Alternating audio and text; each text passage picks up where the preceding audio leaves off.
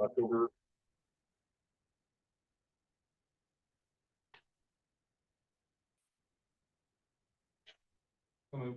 Second. Second, any further discussion? All in favor, say aye. Aye. Pose same sign.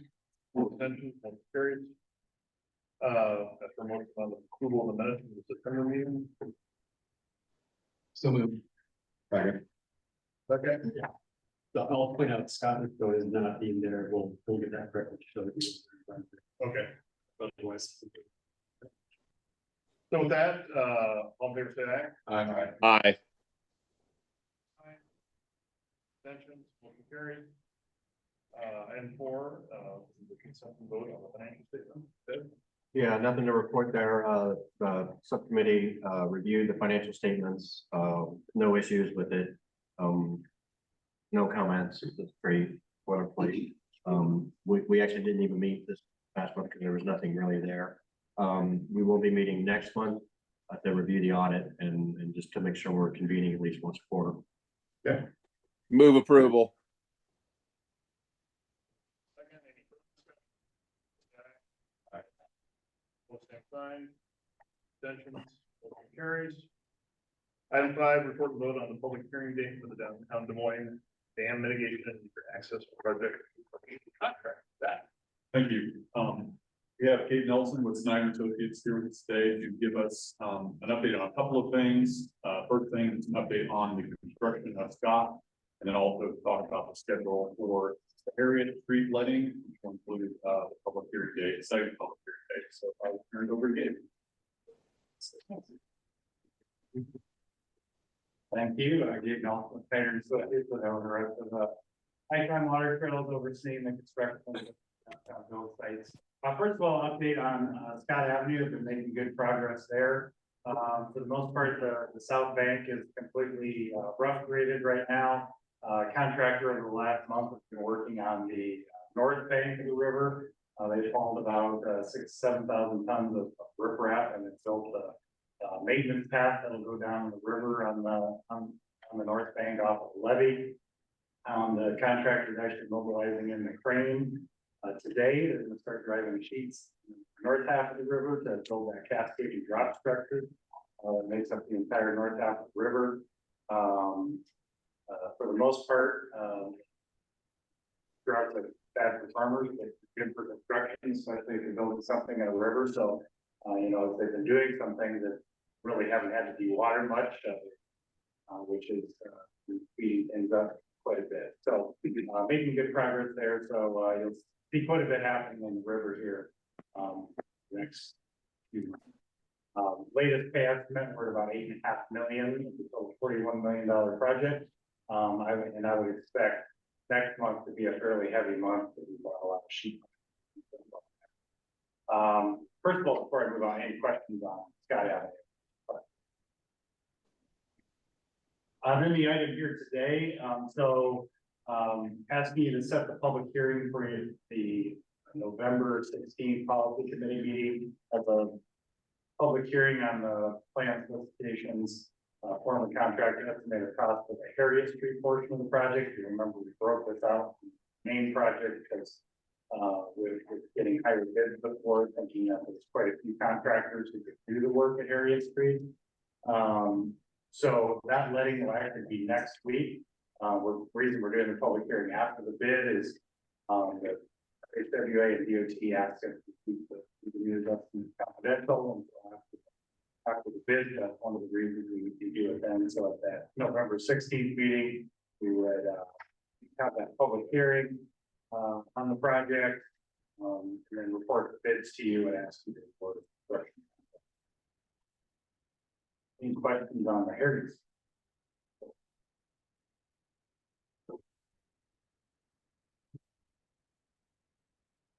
All right, thank you. With that, we're looking to set the public hearing date. I'll move approval. But either in a second by Kenny, any further discussion? All in favor, say aye. Aye. Pose same sign. Abstentions, motion carried.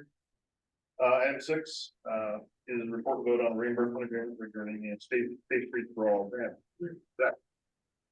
Thank you. So if you recall, last month, we approved our grant agreement with USDOT for the Safe Streets and Roads for All funding. It was $1 million total grant. And if you recall, Federal Highway requested that we have a joint agreement with USDOT for the CERTA and the NPO projects. Now, those projects are two separate projects. You know, each one has its own consultant team that will be working on the plan. But Federal Highway wanted one entity to work with as far as reimbursement. So that has developed this agreement with CERTA for the reimbursement process. There's some key points from that agreement that I'll go over here. They're on the screen before you. As I mentioned, CERTA will be responsible for their own plan. We will not be overseeing the development of that plan. They have their own consultant, they will be overseeing that. We will be the fiscal agent for both of those plans. All the reimbursements will come through the NPO. It will be the one who will pay the consultant on the side. CERTA will review those invoices that they receive, and they'll forward them on to us with a request.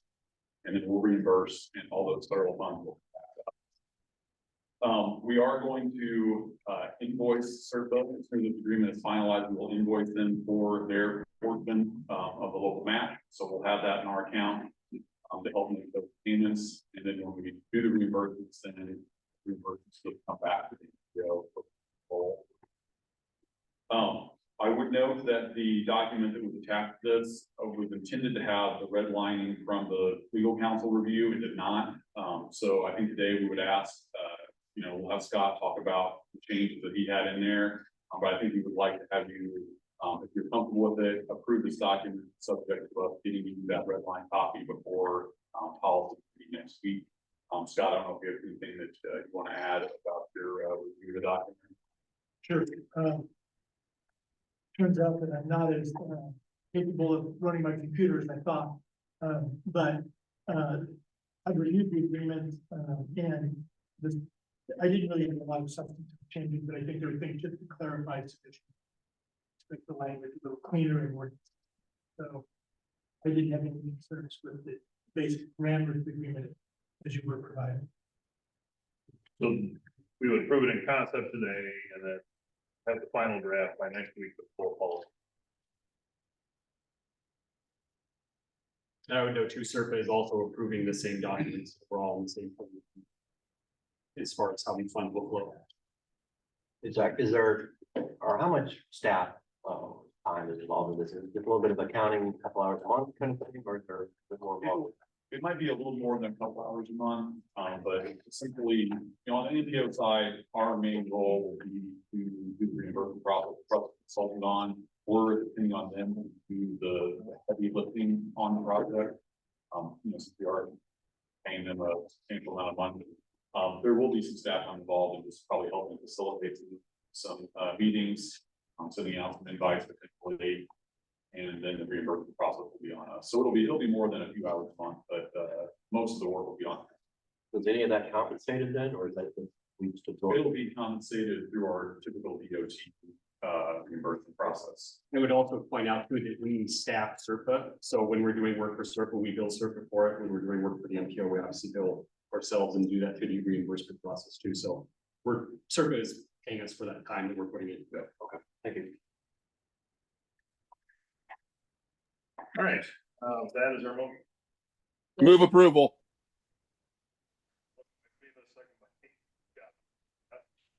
Joe, you didn't hear Stephanie, but she moved it first, so I'll take yours as a second. Any further discussion? All right.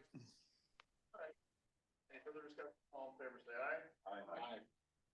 Pose same sign, abstentions, that motion carries. All right, thanks. Item 7 is report on the carbon reduction program funding. Jack? Thank you. We wanted to give you an update on the funding program through the bipartisan infrastructure bill. It's called the Carbon Reduction Program. This program is targeted at projects that reduce transportation-related emissions. And it has about $6.4 billion available in this program nationally from 2023 through 2027. So for the NPO, you can see on the screen for you there, these are the targets that we have received from the Iowa DOT going back to federal fiscal year 2023. You can see we have about $1.3 to $1.4 million available in those years for a total of just under $7 million available in carbon reduction funding. So we plan to solicit projects kind of coincided with our typical STBG process. Did it make sense to staff to create a separate process for doing this? We thought it made sense to just kind of put those two together. So we're planning on soliciting project for this funding in the 2028 funding cycle, which will begin in December. Those applications out in December, and then go through our normal process early next year with the STBG funding subcommittee. On the screen there, you can see the kind of eligible projects that Federal Highway has listed. Things, like traffic management, electrification of truck stops, public transit, ITS, anything that could be seen as reducing emissions. So there's a wide range of projects that could qualify under this. Some projects that we already give STBG funding to, for example, would qualify, like the ITS project, CO award. Things of that nature. So we are, I think it's another slide here, maybe. We are looking at potential options of how to award this funding out. Since we are going to have potentially around $7 million that we could award in 2028. So we could award a couple of years and then hold off on the rest to see if kind of flesh out a carbon reduction program. Or we could award it all out cycle. Just to individual projects that are submitted, or we could think about strategize and try to come up with more of a regional project that would make sense to spend this money. One example of that is, you might recall that we submitted for the charging and fueling infrastructure program. If we were to not receive that funding, we could potentially use this money to buy those charging stations for the region. So just an idea there. So I think we'd like to engage in a little bit of planning and strategizing over the next couple months before those applications are released to kind of determine how we might most impactfully use this funding. We do want to get feedback from this committee on how they would see that process going. If you'd rather just see it go towards just have people submit individual applications from their communities, that's fine. We can move forward with that. Or if we want to try to target it at something, that's also an option. So just want to leave those options open. Just give you an update on this funding program that's available. Happy to take a question. Can I ask, how do other MPOs, so to speak, across the country, how they run? Is it strategic? Is it? This is a new program, so everyone's kind of in the same boat that we are in dealing with this right now. I think the only thing we've seen is from the Quad Cities, the IODOT provided us their guidelines for what they do when they send it out to their member communities. And it's pretty similar to that list that Zach showed that has just the list of different options as far as you can fund transit or technology or what have you on there, and let them submit their own applications. So that's the only one we really know about. Like I said, everyone's kind of dealing with it right at the moment. And what's the timeline for kind of us? I mean, obviously we're talking about it today, but ideally, when would we need to make a decision as to whether it's kind of a holistic, very detailed strategy or individual what do we need to make a decision by? I think ideally, probably if we had a decision before we release those applications in December, that would be helpful. If we weren't able to come to any determination before then, I think we would have some more time, to decide really up until we made the awards in early next year. I think we would have time to kind of make some changes to that. But if we want to, request specific projects from communities, then knowing before December would be ideal. The DOT wants us to program these dollars, which would happen in the TIP, which happened in the next, we approve that in July, I think, typically. So we want to have something done by then. If we want to stick to our normal process, like Zach's saying, we do that in December. If we all decided, we want to spend it on this one specific thing, if we got to that point, we could wait and do that in the spring, May, June timeframe when we're done with the TIP development. But if we don't come to an agreement then we're at risk of not programming the dollars.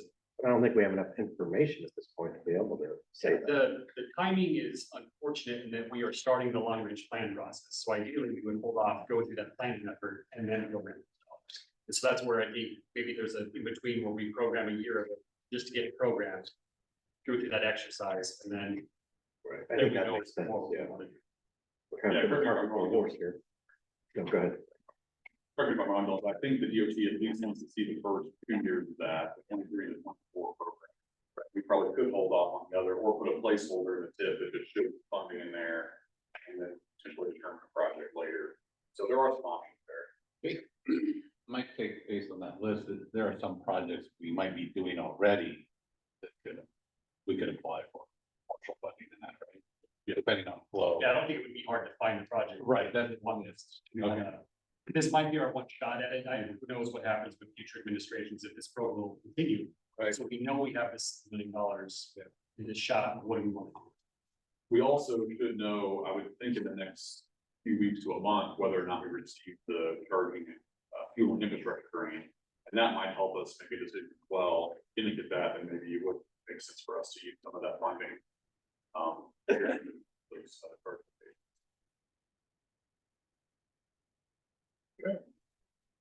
further questions on it? So what I'm hearing is there might be a desire to do something a little more strategic, so we can work with Iowa DOT, understand exactly what they want to see in terms of how many years of programming.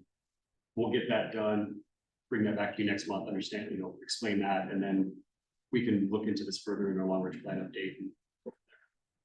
Is that what I'm hearing from everyone? Yes. Thanks, Zach. Item 8 is a report on the EV charging reliability and accessibility accelerator. Thank you. This is a project that Carl is working on, but he's not with us today, so I'll cover this. The USDOT has put out a notice of funding opportunity for this program. And this program is really there to help repair and replace existing but unfunctional, non-functional charging infrastructure. So it's an 80-20 match program. And what's interesting about this is there's already a list available of which chargers are not working in our metro area. And over half of the chargers in the state that are not working are within our Des Moines area. Applications are due November 13th. If you go to the next slide, what we've been talking about with the tech committee is making known where these chargers are. So there's a map there on the screen, if you can see that, of where the current chargers that are non-functional in our area are located, and you'll see that it's like Facebook and the car dealerships. There's kind of a question of, are these actually publicly accessible or not? But there's also a mechanism to get others on that list. We've communicated that with the tech committee, that if we know that there's a charger, there's one right here in our garage, that's a City of Des Moines project or City of Des Moines charger that we know is not functional. So we can work with the City of Des Moines, the example, get that on the list, and then it qualifies under this program. So there's a little urgency to get those on that list. That list is closing here very quickly. Then after that, they'll have until November 13th to apply for any funds to fix these chargers in our metro. I'm not sure if there's another slide there. I think that's it. So like I said, more probably for the tech committee folks, but want to make you aware of that too. Hey, Dylan, I couldn't see that map. Can you just email it to me? Have Tracy or you email it to me? Nothing in Des Moines on it, so you don't care. That's what I figured. I'm sure everything's working great.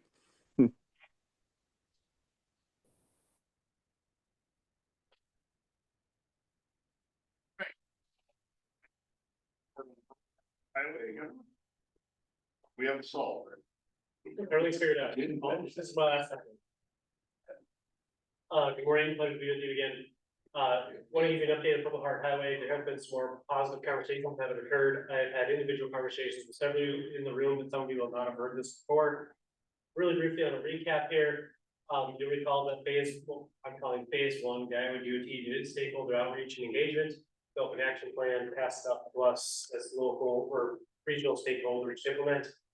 And then we engaged in our own stakeholder engagement with all, especially the ag stakeholders who are very critical to this whole thing. I don't think it's fair to repeat, but we call that the two barriers to interstate designation are minimum speed exemption on the corridor, and then also federal weight exemption. Those are the two pieces that would be needed in order to continue to accommodate our ag stakeholders. And then last time you heard from us, we had learned about this policy from the Farm Bureau. Shouldn't really be a surprise, but nevertheless, It took us a lot of talking before we actually got to this point. And the Farm Bureau came out opposed, saying they oppose any conversion of a divided highway and interstates. If no safe and viable alternative route is available for farm equipment. Last time we brought this to our review, we had just learned this, we didn't really understand the full depth of it yet, and had a lot of questions about it.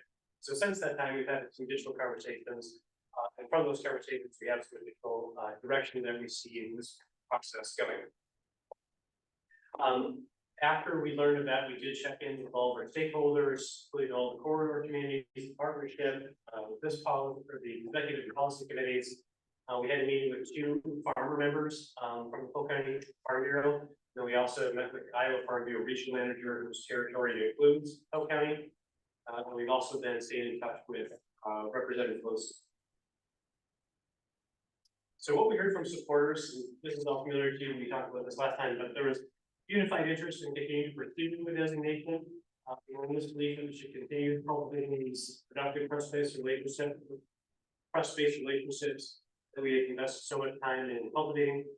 And we also heard an openness to exploring alternatives. You might recall that as we were talking about whether we proceed or not, we said we might want to pivot and start talking to the farm community about alternative routes, given the policy that we learned. So Joe and I met with 2 farmer members from the Polk County Farm Bureau, along with the Iowa DOT was there. And the purpose of the meeting was to talk about some safety measures that we can put on the corridor today, just to ensure their ongoing safety. One of those is the exploration of moving the western termini to minimum speed zone exemption. Currently terminates at 69. There's interest from the farming community to move that further to the west, southwest 93rd floor. That was one thing we were talking about at that point. The other thing was to discuss a possible pilot program with them. This is the idea of putting some sort of communications device on a tractor or other implement that would be traveling on the corridor that speaks in real time to signage, so the drivers in the corridor understand there's a slow moving vehicle on there. So the two farmer members, both of whom have farmland on the north side of the bypass, and on the south side use the corridor to get on there. And they were both very excited by the idea of moving the terminus for the slow speed section further west. Their response was how soon, how far.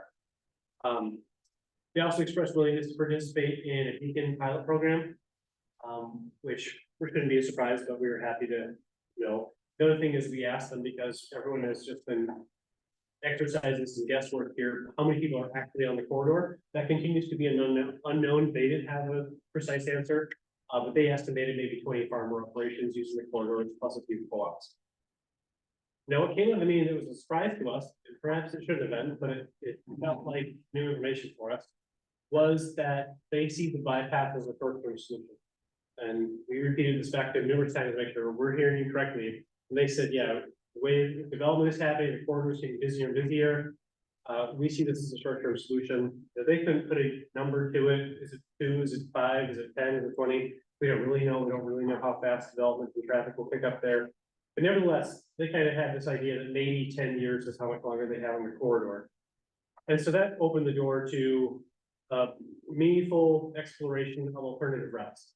And, when we briefed you last time, it was kind of an open question, would they welcome that? Because throughout all the engagement we had done leading up to it, the whole conversation was preserve the corridor, preserve the corridor, preserve the corridor.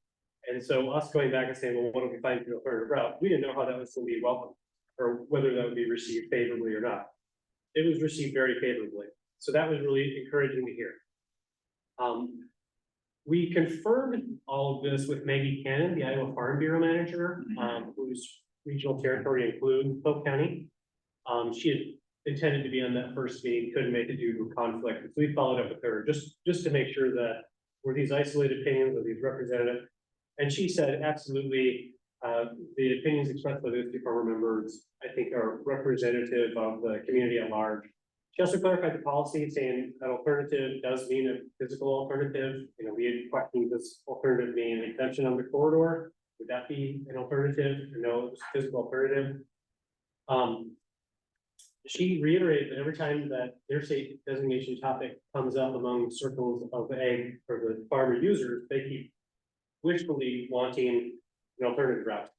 And so she seemed very pleased that we wrote the subject, bringing up an alternative route.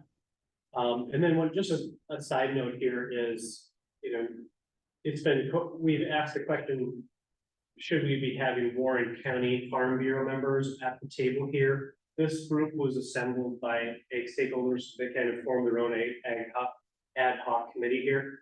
So we didn't form it, they formed it on our behalf. And in talking with Maggie, though her territory doesn't include Warren County, she confirmed that she has been staying in touch with the Warren County Farm Bureau and they're up to date. So that was a very beneficial thing that we learned as well. Okay, so those are the conversations that we had, those are the things that we've learned, and now I want to talk a little bit about the insights that we're taking away from this and what we see as a path going forward. So the key insights here is that an alternative route would be desirable among a lot of stakeholders. We provide safe alternative for farmers, we reduce slow-moving vehicles on the corridor, increase the safety for alternative users. I would also ease concerns about interstate designation. Maggie Cannon was very frank about it. She says, if there's an alternative, the anxiety about interstate designation goes away. And then the other key insight here is, we can't compare what we have learned. They were for us. One was saying that their operations no longer allow kids on the tractors when they're on the corridor because they don't feel safe enough. She recounted a story where a truck came bearing down on them really fast and almost hit them, and up in the ditch, no one was hurt. But the truck probably took some damage. And so the point here is, we have a professional responsibility to ensure the safest transportation system as possible. And so this is if this is a genuine safety concern, there is some obligation to explore solutions regardless of any discussion about interstate destination. So here's where we start to look ahead. We talked about the phases that have come before us. We see 2 additional phases coming ahead of us. Now, in phase 3 is what I'll call short term. We have some short-term needs that need to be shored up. And phase 3 is what I would call more of long-term planning. But in phase 3, we need to protect and reserve the corridor by egg users to make it as safe as possible. Phase 4 then looked at longer term and making sure that the needs of the corridor are met. And we are thinking that we're probably going to need something in the realm of a corridor master plan to get at all of our areas. So let me dive into what we see as phase 3 a little bit more deeply here. There's 3 main pieces to it. One is complete the assessment of the minimum speed zone exemption. Lead here. This is not something the NPO controls directly. It's something that we can be supportive of, making sure that stay in routine touch with Stu Anderson, Iowa DOT, just to make sure we're coordinating and going along at an appropriate pace. On the beacon program, same story, communities will lead and support. Our goal is to make sure that those things are moving and we can be supported as possible. And then lastly, think about ways we can protect the near-term use of the corridor bank stakeholders. I think one of the insights that we've really through this whole process, it's become increasingly apparent to us that the existing exemption for slow-moving vehicles may be more fragile than some of our stakeholders realize. It is given administratively by the Iowa DOT. And so, nightmare scenario here is that there's an accident, but also there's a slowing vehicle and there's also political pressure.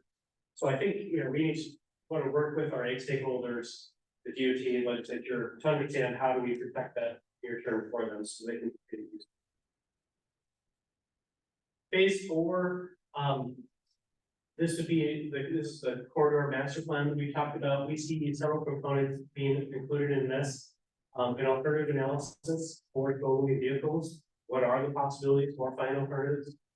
And then also exploring some development scenarios where the land use, potential uses along that corridor, what's the development potential, assess the adjacent infrastructure, the attributes those provide, what we need. So example, the existing attributes, the airport transit facility needs, something connector is an obvious need that we all recognize, but maybe there's some other adjacent infrastructure needs. Target industry analysis, economic impact study, the marketing plan, those are all pieces that could be could be useful here. So this is the point where I wanted to open this up to discussion and get some direction from you. On phase 3, I think our next steps are pretty apparent. We can continue coordinating with Iowa DOT on vacant program and the state exemption. Also want to reconnect with our egg stakeholder group regarding the near and long-term objectives, understand how we can work with them to protect their near-term use of it. Also, while we start thinking about long-term solutions. Phase 4, immediate next steps, I think what we would like to do is staff is come back to you with an outline and sequencing of what an overall corridor master plan could include. Dylan has been thinking in terms of sequencing it. I don't think we have to do everything all in one go, but rather do a one bite at a time. And I think the alternatives analysis would be the first piece there. So I think, developing a proposed scope, cost, and funding options for an alternatives analysis would be a really good first step that we can bring back to you next month. If that's what we would propose doing, is coming back to you next month with a little bit more flesh on the bones of what these steps could look like. Okay, covered a lot. We haven't taken any questions you have. I think this is fine. I would also say that if there are any key, impediments or roadblock that, that would cause them to not move forward, we need to deal with those are as well. There's like any specific issues that they have to have. Yeah, Right. Yeah, agree 100%. Yeah, so if we get to the point where we have an alternative, early things we can do is have sit down with stakeholders and say, okay, what is the range of things we want to talk about? What's the, what do we not spend our time on? Where do you want us to focus? Absolutely. What do you think the time frame is going to be for phase 4? I know it's a shot in the dark. Well, we talked about several components of it. I think in alternatives analysis, if things go well, it's 12 to 18 months. You're in the realm now, going after federal funding and going through the NEPA documentation process. It's probably more palatable path where you're going to get federal highway support that gets you Farm Bureau buy-off. Because if you're going to start looking at physical alternatives for farm use, you're catching the eye of a lot of people. And that's why I asked about the time frame, is if you're looking at that kind of federal funding for building alternative, starting not just the corridor master plan, but the whole process sooner than later is could be important. Well, Dylan and I have some preliminary ideas for what it would look like. We have a couple of feelers out as well, from a few constituents who might change what the scope would be. Yep. But that's a good consideration. I do think sooner is better. And we do have some thoughts on how we could potentially speed it up. We also want to be able to take advantage of all the infrastructure dollars that are out there now before those expire too. What's going to happen with next? Yeah, which is why I think it's out there too. Depending on what that process looks like and what those alternatives be. Some of these projects, we scratch our head thinking they're going to be EA or simple CEs. And no one has brought up an EIS project, at least in the Midwest, related to something like balance. The time frame is good. 90 of the funded, not. We did talk about buying all those farmers, same equipment out. So they don't have to transport their equipment, might be cheaper. Was Like buying everybody, right? So Gunner, first of all, any federal dollars that we get, we have to have a match, correct, by local governments. I think we're talking about rebuilding the bridge that was destroyed there on Southeast 45th is the alternative route that they're probably looking for. So how do you see that working with other communities as a priority for, I mean, they're not going to give us any federal grants unless we have a match. So this is yet another area that needs more definition, but I think based on the conversations I've had with corridor communities, they see this as a regional project, calling for regional solutions. So I don't think it would be on any one jurisdiction alone. Okay. And how much does, I think you said stage 4, what is the cost and who's going to be, paying that cost for the studies that you're talking about for phase 4? We haven't fully fleshed that out yet. We want to get general direction from you before we spend more staff time doing that. A lot of the scope and cost of it will depend on, or a lot of the costs associated will depend on the scope, right? So we still have more to learn before we can put together a really good scope. But we may come back with cost estimates next month. But I think we can all, sorry, I think we can all agree that the alternative route was the route that they used before the bridge was taken down, correct? I mean, that needs to be in the realm of consideration, and I think that's a feeler that we have out there that, you know, isn't even in the realm of feasibility. I think we need to answer some more questions, to see if that is viable.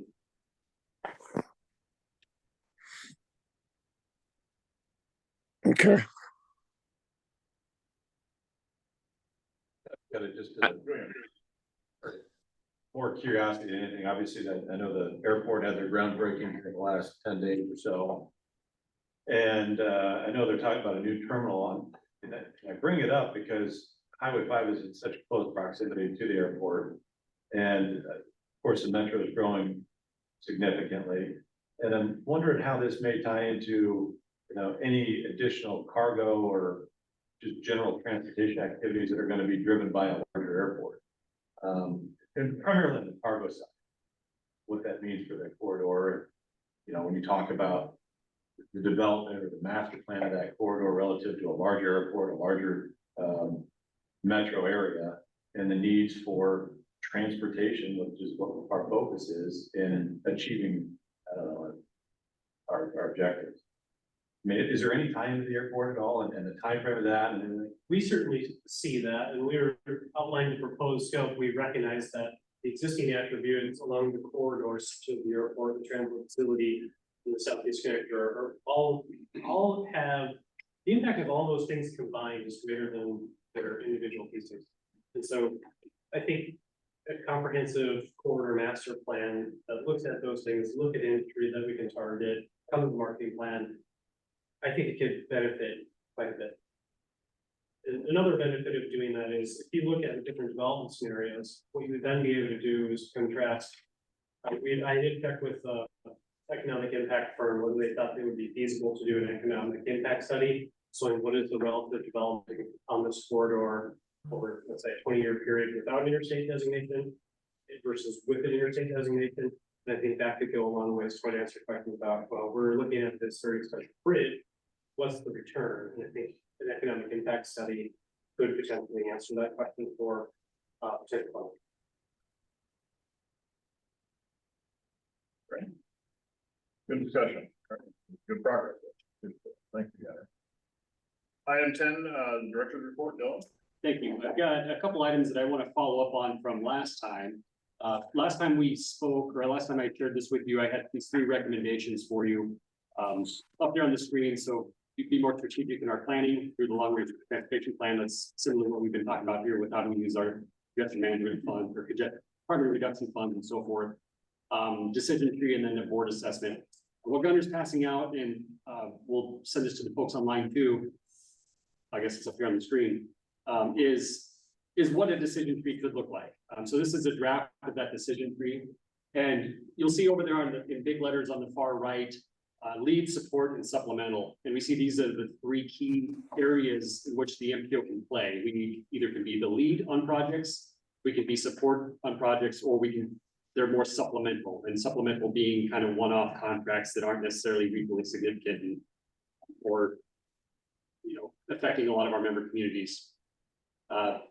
So I won't walk through this all in great detail because I think you can kind of read through it yourself, and not really asking anything today. I'm just putting this out there for you to get comments back on the back side of that sheet, and on the next page here on the screen. It has some more definition for lead, support, and supplemental.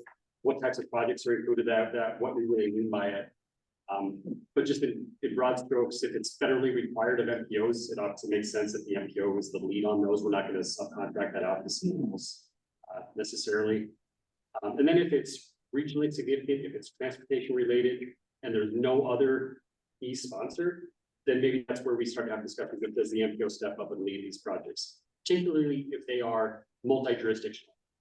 And when I talk about projects, that can be a planning project, that can be a construction project.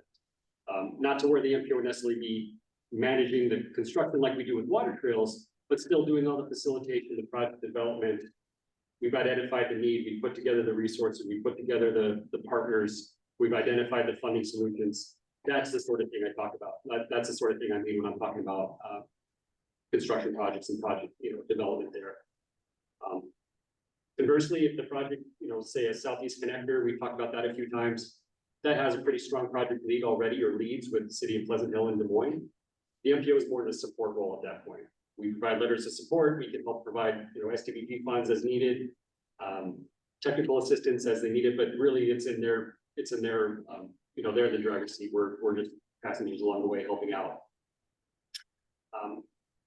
So like I said, there's that for you to take a look at. I just want to keep this conversation going, especially as we get into the early next year and start working on our annual work program to be more strategic about which projects are we taking on, what's our role in those projects, and I'd like to have this all kind of figured out before we get to that point. So if you have comments now, if you have questions now, please feel free to do it. Otherwise, take a look at this and we'll continue to discuss this. A couple other quick updates I wanted to share. Yeah, if you just want to manually click through there, it's slow. Sorry, one more. Just a few other items. Ted mentioned that our audit is underway in the financial report. So our audit is underway. The auditors are here in the office right now going through things. I think Rhonda can correct me if I'm wrong, but they seem to be starting a little more smoothly than they have in the past, just because of a lot of the policies, the procedures we've improved upon in the last several months. So that's been going pretty well. We should have something hopefully to update you on next time we meet in November. That's as far as initial findings and so forth. Also wanted to let you know about some new DOT staff that we'll probably be hearing from pretty soon. If you weren't aware, I'm saying people are aware that Andy Lunin left the DOT and is no longer a district planner. But District 1 had lost their district engineer as well as a district planner recently. And both those positions have now been filled. So Allison Smythe is the new district engineer. She was the assistant district engineer, so it's bumped up there. And then Shelby Ebel is our new District 1 planner. She starts in that position later this week, so we should see her at our board meeting next week. And that'd be more, Allison's spot's been filled by Jeremy Worthams, which is our PMO office, so he's the assistant district engineer now. Okay. So all the turnover is done. So we have been, or at least I've been trying to reach out to District 1. We typically have a presentation from them, usually to kind of go over all the projects and so forth. Just with their transitions, that didn't happen. So that's going to happen next month. They'll be here in November. Shelby will be here to talk about their 5-year plan and all the projects like they want to do. We've also started coordinating on just doing regular meetings with District 1 so where they're working on and vice versa. That's something we hadn't really done before, but now that their staff is set, we'll get those scheduled to quarterly meetings, whatever they turn out to be. Also with respect to water trails, if you didn't hear, they've hired a new water trails director, Stephanie Hubble. So we've had a chance to meet her. Zach and I met with her yesterday. They came into the office and just kind of explained the MPO's role in that history of the project and everything else. A couple other things I mentioned last time, we start meeting with member communities, doing updates to city council or the supervisors and so forth. So we've done a couple of those already. We brought a meet with Clive as well as Carlisle a couple weeks ago. And we've got a few more coming up here next week. And then finally, just thanks to those of you that were able to attend the 40th anniversary celebration, whatever that was a couple weeks ago. We had a small turnout, but it was a fun group that was there. And found out that Ted's a ringer. Ted, do not like that. So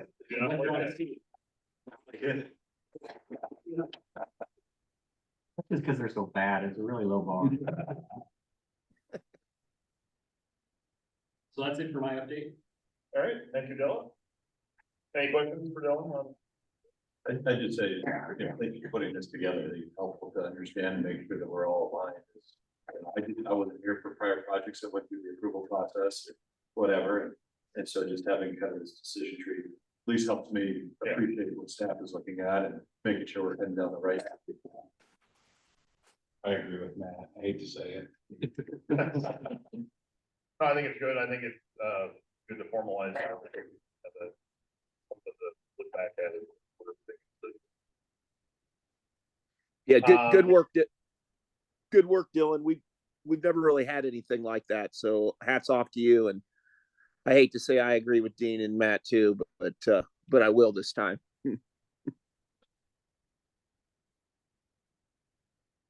Any other items? Let me go to the order today. What you got? I have one small housekeeping item. You recall that in the last couple of months, we've implemented a new distribution system for our agendas. I just want to briefly check in, make sure everyone is getting their materials, and it's working for everybody. And to offer, if you're having any issues, please reach out to me. I'll make sure things get smooth over, but just want to do a real brief touch base since we're really loved it. I want to make sure it's going through. Just for those of you who are on the executive director search, and there's some overlap here, just, I know it's, he needs to respond to the Gunner. It's a little petty, I know. Sorry. Good comment. We want to get that out. Obviously, so, you take a look at that response, Gunner. I'll appreciate that as well. And then I'll be coming back up here to the executive committee very soon. Anything else? I don't. All right, so with nothing else, we stand adjourned. Policy committee meeting next Thursday, and next meeting of this committee is Wednesday. Thanks, everybody. Have a good day.